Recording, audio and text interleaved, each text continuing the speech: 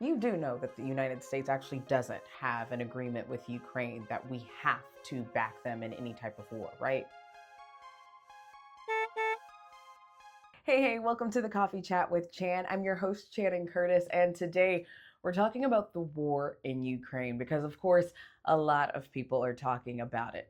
Now, at the time of recording this, Ukraine and Russia are preparing to potentially sign a 30-day ceasefire deal. Now, this comes as the United States has already spent tens of billions of dollars on this war, and now many people are asking themselves, well, how much money are we going to continue to spend funding this war?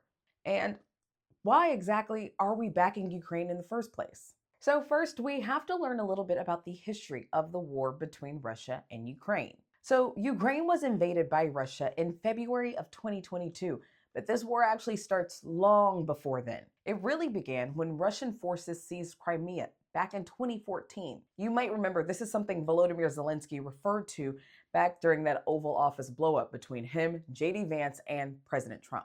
Now, as for why Putin did this, well, for that answer, we have to go all the way back to the Soviet Union. And honestly, I don't have time for that kind of history lesson. So go to the description of this video and I'll have links with videos that you can check out with more of an in-depth history lesson. Just know that the feud between these two countries is pretty long and extensive. So now what exactly is our deal with Ukraine?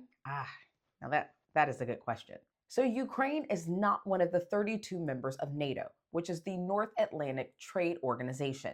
Those countries are our strongest allies. Since Ukraine is not one of those members, we aren't really duty bound to go to war for them. However, we do have a treaty with Ukraine. This one's called the Budapest Memorandum. This was actually signed by Ukraine, the United States, United Kingdom, and Russia back in December of 1994. You see, during this time, Ukraine was the third largest manufacturer of nuclear arms in the world, and none of these countries wanted that to continue happening. So they struck a deal with Ukraine and said, hey, you give up your nuclear arms, we promise not to invade you, not to attack you, and in the event that somebody else attacks you, we'll help you out by going to the United Nations on your behalf. Now, obviously, Russia has broken that treaty in several different ways, and definitely the United States and United Kingdom have gone over and beyond that in regards to this war. So why do people keep saying that we have a treaty with Ukraine and we are duty bound to help them with this war? Well, because reading comprehension in this country is not that high. And I think people forget that Google is free.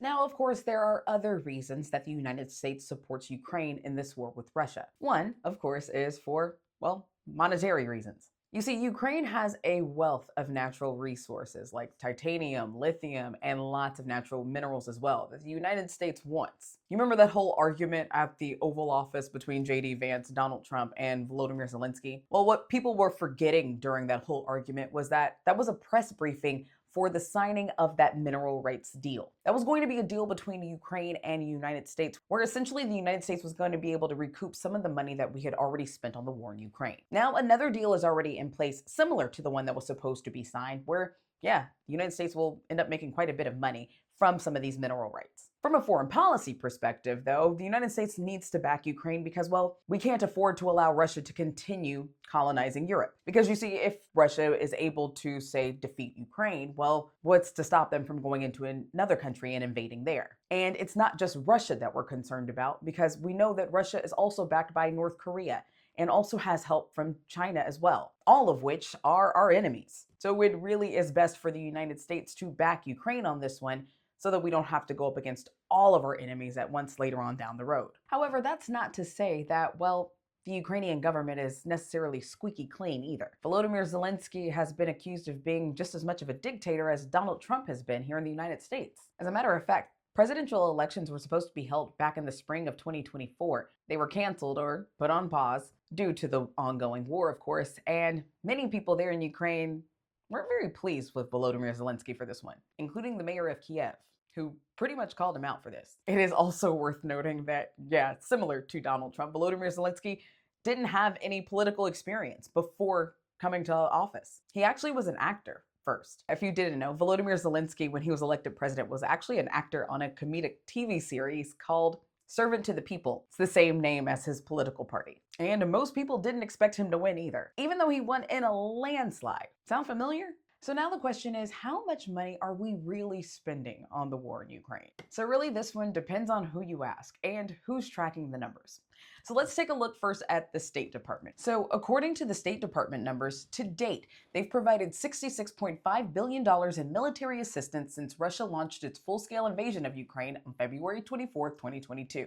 And approximately $69.2 billion in military assistance since Russia's initial invasion of Ukraine in 2014. They've now used emergency presidential drawdown authority on 55 occasions since August 2021, totaling approximately $31.7 billion from DoD stockpiles. So then they go into a whole list of all the different types of military equipment and things like that they've also given Ukraine over the years. However, some sources say that the United States may have given more than that. Take a look at these numbers. This is according to the Center on Foreign Relations. According to them, we've given $175 billion through Congress and an additional $20 billion through a loan. Now, their numbers are coming from a variety of sources, including the Department of Defense. But one thing that's really interesting, they do show that the United States is far outgiving any other country. One thing that's been a topic of contention among a lot of people. According to them, the United States has given more than $70 billion in military aid and more than $53 billion in financial aid, more than any other country. Now, by share of GDP, that ranking changes. If you're looking at it from gross domestic product, Norway, Estonia, and Denmark are the top givers. So what do you think? Is the United States justified in how much we're spending in the war in Ukraine? Should we be spending more or should we be even doing less? Let me know your thoughts there in the comment section. And before you go, make sure that you give me a like and hit that subscribe button for more news content just like this.